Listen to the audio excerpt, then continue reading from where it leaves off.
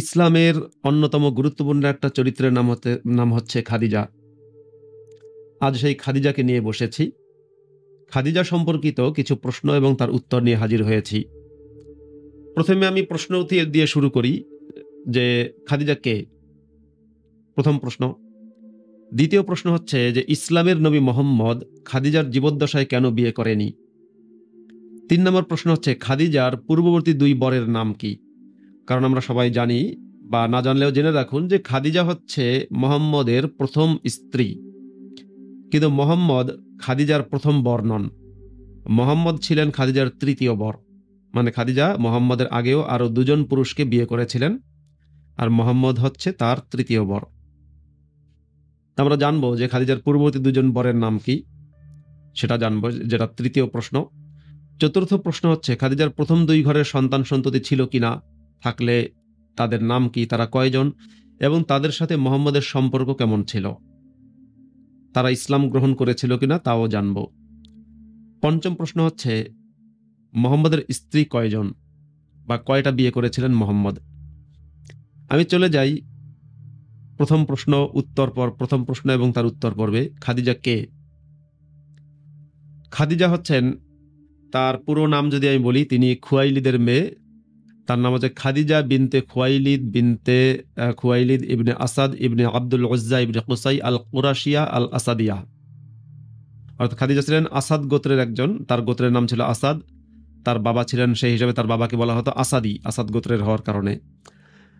অর্থাৎ তার বাবার নাম হচ্ছে খুয়াইলিদ, এজন্য বলা হয় খাদিজা বিনতে খুয়াইলিদ। খুয়াইলিদ হচ্ছে তার বাবার নাম। মায়ের নাম হচ্ছে ফাতিমা বিনতে জায়েদা। অর্থাৎ খাদিজার, আপনারা জানেন খাদিজার একটা মেয়ের নামও ফাতেমা, আবার তার মায়ের নামও ফাতেমা। তিনিও কুরাইশের ছিলেন, কুরাইশ গোত্রের, মক্কার কুরাইশ গোত্রের এবং বনু আমের গোত্রের একজন ছিল। খাদিজার জন্ম ৫৫৬ সালে আর মৃত্যু হয় ৬১৯ সালে। খাদিজার মোট ৬টা সন্তান আছে। সে ৬ জনের মধ্যে একজনের নাম ছিল কাসেম, তারপরে জনের নাম ছিল আবদুল্লাহ, তারপরে একজন, তার নাম হচ্ছে জয়নব। অর্থাৎ প্রথম ২ ছেলে হয় কাসেম এবং আবদুল্লাহ। আমরা একটা বিষয় উল্লেখ করার মতো, খাদিজার শ্বশুরের নাম আবদুল্লাহ, মানে মোহাম্মদের বাবার নাম আবদুল্লাহ, আবার খাদিজার ছেলের নামও আবদুল্লাহ। আর খাদিজার 4টা মেয়ে ছিল। মেয়েদের মধ্যে একজনের নাম জয়নব, একজনের নাম রুকাইয়া, আর একজনের নাম উম্মে কুলসুম, এবং সর্বশেষ যে সন্তান এবং সর্বশেষ যে মেয়ে তার নাম হচ্ছে ফাতেমা। খাদিজার ভাই বোন ছিল, এবং তার এক ভাইয়ের নাম হচ্ছে আল আওয়াম ইবনে খুয়াইলিদ, আরেক ভাইয়ের নাম হচ্ছে হিজাম ইবনে খুয়াইলিদ, আরেক ভাইয়ের নাম হচ্ছে নওফল ইবনে খুয়াইলিদ, আরেক ভাইয়ের নাম হচ্ছে আমর ইবনে খুয়াইলিদ। তাহলে খাদিজার 4টা ভাই ছিল। আর খাদিজার একটা বোন ছিলেন, সেই বোনের নাম হচ্ছে হালাহ। এই খাদিজার যে ভাই, তাদের মধ্যে কেউ ইসলাম গ্রহণ করেছে, আবার কেউ কেউ ইসলাম গ্রহণ করেনি। খাদিজার একটা ভাইয়ের নাম হচ্ছে নওফেল। এই নওফেল হচ্ছে বদর যুদ্ধে আলীর হাতে নিহত হয়। তাহলে আলী কিন্তু তার মামা শ্বশুরকে খুন করেছে। অর্থাৎ তখনই যে আলীর সাথে ওই ব্যক্তি মামা শ্বশুর হয়েছে কিনা সে আলোচনা যাচ্ছে না, কিন্তু আমি বলছি আলী খুন করেছে তার মামা শ্বশুরকে বদরের যুদ্ধে। সেই মামা শ্বশুরের নাম হচ্ছে নওফেল, যে আলীর শাশুড়ি খাদিজার ভাই। হ্যাঁ, আলী আবার এটুকু মাথায় রাখবেন, আলী কিন্তু তার শাশুড়িকে কোনোদিন শাশুড়ি ডাকেনি, কারণ খাদিজার জীবদ্দশায় আলী কিন্তু তার মেয়ে অর্থাৎ খাদিজার মেয়ে ফাতিমাকে বিয়ে করেনি। খাদিজার মৃত্যুরও কয়েক বছর পরে গিয়ে বিয়েটা হয়। এখন আমরা খাদিজা সম্পর্কে এটুকু জানলাম। একটা পয়েন্টে যাই। পয়েন্ট হচ্ছে, মোহাম্মদ যখন প্রথম নবী হয় সে আলোচনায় আমি যাচ্ছি না, সেটা আপনারা একটু কিতাব দেখলেই বা গুগল করলেই পেয়ে যাবেন। মোহাম্মদ নবী হওয়ার পরে, মানে তার কাছে যখন জিব্রাইল ফেরেশতা ওহী নিয়ে যায় এবং বলে যে ইকরা বিসমি রাব্বিকাল্লাযী খলাক, তারপর মোহাম্মদ ভয় পেয়ে যায়। ভয় পাওয়ার পরে মোহাম্মদ বাড়িতে গিয়ে খাদিজাকে বলেছিল যে জাম্মিলুনি, আমাকে তোমরা চাদর দিয়ে আবৃত করো, চাদর দিয়ে ঢেকে দাও। কিন্তু এই যে মোহাম্মদের কাছে ওহী নাজিল হয়, মোহাম্মদ বাড়িতে গেলেন, খাদিজাকে বললেন যে আমাকে চাদর দিয়ে আবৃত করে দাও বা ঢেকে দাও, এবং সেটা নিয়ে নাজিল হয়েছে সূরা আল মুজাম্মিল, সূরা আল মুদ্দাসসির। এই ঘটনাগুলো বর্ণনা কি করেছেন জানেন? আয়েশা যখন এই ঘটনার বর্ণনা করেন তখন আয়েশার জন্ম হয়নি। আপনি বলতে পারেন এই আয়েশাকে খাদিজা বলেছে। আয়েশাকে খাদিজা কেমনে বলবে? আয়েশার সাথে খাদিজার দেখা হয়েছে? খাদিজা যখন মারা যায় আয়েশার বয়স কত? আয়েশাকে তো খাদিজার কথা বলার কথা না। এবং আয়েশার সাথে খাদিজার দেখা হয়েছে, ইসলামের কোনো সূত্রে এমনটা পাওয়া যায় না। আয়েশার সাথে খাদিজার দেখা হয়েছে, ইসলামের কোনো সূত্রে এমনটা পাওয়া যায় না। আর যে সময় খাদিজা মারা গেছে সে সময় আয়েশা এতটাই পিচ্চি ছিল, তাকে বলাও সম্ভব না। এতই পিচ্চি ছিল, বললে হয়তো শুনেছে, বাট বোঝার মতো সক্ষমতা তখন হয়নি। তো যাই হোক, তাহলে আয়েশা থেকে শুনলাম যে আয়েশা এই কথা বললেন। এবার আমি যাই খাদিজার মানাকিব নিয়ে। মানাকিব মানে এটাকে বাংলায় কি বলা যায় আপনার, হাদিসে বর্ণিত যে গুণাবলী আছে একজন ব্যক্তির, সেই গুণাবলী নিয়ে, কেমন গুণাবলী আছে, তিনি কেমন গুণী মানুষ, কেমন পুণ্যবতী, এটা নিয়ে হাদিসে আছে। এটা হচ্ছে 3820 নম্বর হাদিস, আবু হুরায়রা থেকে বর্ণিত। আচ্ছা, আবু হুরায়রা খাদিজাকে দেখলো কবে কি জানে? আবু হুরায়রা কখন দেখলো খাদিজাকে? আবু হুরায়রার সাথে খাদিজার দেখা হয়েছে? হয়নি। সব যাই হোক, আবু হুরায়রা কি বলেছে সেটা শুনি। তিনি বলছেন যে আতা জিবরিলুন নাবিয়্য সাল্লাল্লাহু আলাইহি ওয়াসাল্লাম ফাকাল ইয়া রাসূলুল্লাহ হাযিহি খাদিজাতু ক্বাদ আতাত মাআহা قد أتت معها في إناء فيه إدام أو طعام أو شراب فإذا هي أتتك فاقرأ عليها السلام من ربها ومني وبشرها ببيت في الجنة من قصب لا صخب فيه ولا نصب। আবু হুরায়রা থেকে বর্ণিত হাদিসের অর্থ হচ্ছে যে জিবরিল এলো নবীর কাছে, নবীকে এসে জিবরিল বলছেন যে হে আল্লাহর রাসূল, এই যে খাদিজা আপনার কাছে এসেছে, এবং আপনার কাছে এসেছে, খাদিজার সাথে আছে একটা পাত্র আছে, সেই পাত্রের মধ্যে তরকারি আছে, খাবার আছে, কিংবা পানীয় কিছু আছে। মানে কি আছে সেটা জিবরিলও জানে না, খাবারও থাকতে পারে, পানীয় থাকতে পারে, তাআমুন আও শারাবুন। তো যদি সে যখনই খাদিজা আপনার কাছে আসবে, তখন আপনি তাকে তার রবের পক্ষ থেকে, মানে আল্লাহর পক্ষ থেকে সালাম জানাবেন, এবং আমার পক্ষ থেকেও, মানে জিবরাইলের পক্ষ থেকেও এবং আল্লাহর পক্ষ থেকে সালাম জানাবেন। এবং জান্নাতে তার জন্য একটা ঘরের সুসংবাদ আপনি তাকে দিয়েন, যেখানে একটা মিন কসাবিন, বাঁশের ঘর আর কি। আল্লাহ কি খাদিজাকে বাঁশ দিতে চায় নাকি? এখন যাই খাদিজা সম্পর্কিত তৃতীয় প্রশ্ন, যে খাদিজার পূর্ববর্তী বিয়ে হয়েছিল কিনা এবং পূর্বের বরের নাম কি? হ্যাঁ, পূর্বে দুটো বিয়ে হয়েছিল। সেই বরের নাম বলা হয়, প্রথম বর হচ্ছে আতিক ইবনে আইজ ইবনে মাখজুম। আতিক ইবনে আয়েজ ইবনে মাখজুম, বা আতিক ইবনে আয়েজ, সোজা কথা তার নাম হচ্ছে আতিক। ইবনে টিবনে বাদ দেন, মানে আমাদের আরবিতে হচ্ছে ওই ইবনে বলে, এমনি আমি আপনাদের সোজা বোঝার জন্য বোঝাচ্ছি, তার নাম হচ্ছে আতিক। সেখানে ওই প্রথম যে হাজব্যান্ড ছিল, সেখানে একটা মেয়ে ছিল, সেই মেয়ের নাম হচ্ছে হিন্দু। নোট মাই পয়েন্ট, এটা খুব খেয়াল করে শুনুন। হিন্দু, মেয়ের নাম হচ্ছে হিন্দু। হিন্দু শব্দটা আরবিতে তখন প্রচলিত ছিল, আবু সুফিয়ানের স্ত্রীর নামও ছিল হিন্দু। এবং হিন্দু শব্দটা ভারতে কিভাবে ঢুকলো এবং কিভাবে ভারতের সনাতন ধর্মের অনুসারীরা নিজেদের হিন্দু বলে দাবি করলো, কিংবা হিন্দু শব্দটা তাদের উপর চাপিয়ে দিল, সেটা ইতিহাসবিদের আলোচনা করবে। কিন্তু হিন্দু শব্দটা আরবিতে আছে। এবং গাজওয়াই হিন্দ যে কথাটা আছে, সেখানে কিন্তু প্রশ্ন আছে, গাজওয়াই হিন্দ বলতে কি বোঝানো হয়েছে? তখন তো এই দেশের নাম হিন্দুস্তান ছিল না, মানে ভারতের নাম হিন্দু বা হিন্দুস্তান। এবং গাজওয়াই হিন্দুস্তান কিন্তু বলা হয়নি, পয়েন্ট করে নিন। গাজওয়াই হিন্দুস্তান বলা হয়নি, বলা হয়েছে গাজওয়াই হিন্দ। হ্যাঁ, বা গাজওয়াই হিন্দা বা গাজওয়াই হিন্দু। হিন্দুকে কোন হিন্দুর সাথে যুদ্ধ? হিন্দুস্তান বলা হয়নি, গাজওয়াই ভারত বলা হয়নি, গাজওয়াই ইন্ডিয়া বলা হয়নি। তাহলে গাজওয়াই হিন্দি আপনারা কি বুঝবেন? হিন্দু শব্দটা তখনকার আরবের মানুষের নাম ছিল হিন্দু, মানে সবার না, অনেকেই হিন্দু নাম রাখতো। যেমন আব্দুল্লাহ অনেকের নাম ছিল, মোহাম্মদের বাপের নাম আব্দুল্লাহ, মোহাম্মদের পোলার নাম আব্দুল্লাহ। এই যে খাদিজার একটা মেয়ে ছিল, সেই মেয়ের নাম হচ্ছে হিন্দু। হুজুররা আপনাদের বলে হিন্দা না, শব্দটা হিন্দু। হিন্দা তো হবে যখন আপনার ওটা, যেহেতু শব্দটা গয়রে মুনসারিফ হওয়ার কারণে, এটা আবার আরবি গ্রামারের আলোচনা করছি, গয়রে মুনসারিফ, সেজন্য হালাতে নাসবিতে এটা হিন্দা হতে পারে। কিন্তু শব্দটা যখন আপনি গয়রে মুনসারিফ হওয়ার কারণে শেষে আপনার মারফু হবে, কিন্তু মানে একটা পেশ হবে, দুইটা পেশ হবে না, এই জন্য হিন্দুন না হয়ে হবে হিন্দু। তাহলে খাদিজার মেয়ের নাম হচ্ছে হিন্দু। হিন্দু নামে ওই সময় আরবের নারীর নামও রাখা হতো, ক্ষেত্র বিশেষে পুরুষের নামও রাখা হতো। খাদিজার দ্বিতীয় বরের নাম হচ্ছে আবু হালা আত-তামিমি মালিক ইবনুন নাব্বাস। খাদিজার দ্বিতীয় বরের নাম হচ্ছে আবু হালা, যদিও আবু হালা তার কুনিয়ত, নাম হচ্ছে মালিক ইবনে নাব্বাস। যদিও নাব্বাস শব্দের অর্থ কবরের লাশ চুরি করে, যে বাই দ্য ওয়ে। তো সেখানে আবার 3টা বাচ্চা আছে, 3টা সন্তান জন্মগ্রহণ করেছে, তার মধ্যে একজনের নাম হচ্ছে হিন্দু। আবার আরেকটা, মানে খাদিজার দুই সন্তানের নাম কিন্তু হিন্দু। খাদিজার 2 সন্তানের নাম হচ্ছে হিন্দু। এই হিন্দুটা আবার ছেলে, মানে খাদিজার একটা হিন্দু, যে ছেলের নাম হিন্দু, তা সে হচ্ছে মেয়ে, আরেকটা সন্তান যার নাম যে ছেলে, তার নাম হিন্দু।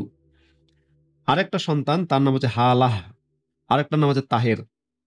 তা হিন্দু, খাদিজার 2 সন্তানের 2 হিন্দু, মানে 2 জন হিন্দু, একটা হচ্ছে পুরুষ হিন্দু, একটা হচ্ছে নারী হিন্দু, আরেকটার নাম হচ্ছে হালাহ এবং আরেকটার নাম তাহের। কেউ বলে যে খাদিজার প্রথম হাজবেন্ড হচ্ছে আবু হালা ছিল, আর দ্বিতীয় হাজবেন্ড হচ্ছে আতিক। ওই একটু আগে বলেছে আতিক হচ্ছে দ্বিতীয় বর, এই কথাটা কেউ দাবি করে। তাহলে আমরা জানতে পারলাম খাদিজার প্রথম ঘরের সন্তান সন্ততি হচ্ছে মোট 4 জন, 2 হিন্দু, হালা এবং তাহের। তারা কি ইসলাম গ্রহণ করেছে? তাদের মধ্যে এটা নিয়ে ইখতিলাফ, মতবিরোধ আছে। কেউ বলে যে খাদিজার পূর্ববর্তী সন্তান যারা জীবিত ছিল সবাই ইসলাম গ্রহণ করেছে, কেউ বলেছে সবাই ইসলাম গ্রহণ করেনি। কিন্তু মুহাম্মদের সাথে তাদের সম্পর্কটা কেমন ছিল, এখানেই তো কথা। মুহাম্মদের সাথে তাদের সম্পর্ক ভালো ছিল না। দেখুন, ইসলাম গ্রহণ করা এক জিনিস, আর সম্পর্ক মানে as a father, step father, মুহাম্মদের সাথে তাদের সম্পর্ক ভালো ছিল না। তাদের সাথে মুহাম্মদের দেখা সাক্ষাৎ খুব কম হয়েছে। তারা মুহাম্মদকে বাবা ডাকেনি, মুহাম্মদের আদর পায়নি, ভালোবাসা পায়নি, মুহাম্মদের সাথে চলাফেরা ছিল না, ওঠা বসা ছিল না, মেলামেশা ছিল না, এবং তাদের থেকে কোনো হাদিস বর্ণিত হয়নি। তাদের থেকে না কোনো বর্ণিত হাদিস আছে, সহি কোনো হাদিস বর্ণিত নেই। এবং তাদের সাথে মুহাম্মদের ওঠা বসা, মুহাম্মদের হৃদ্যতা, সুসম্পর্ক, যে মুহাম্মদ খাদিজাকে এত ভালোবাসতো, আপনাদের কি প্রশ্ন হয় না খাদিজার সন্তানকে কেন ভালোবাসতো না? মানে কখনো কি প্রশ্ন হয় না যে মুহাম্মদ খাদিজাকে এত ভালোবাসতো বলে এত গল্প আমরা শুনি, খাদিজার সন্তানকে কেন ভালোবাসতো না?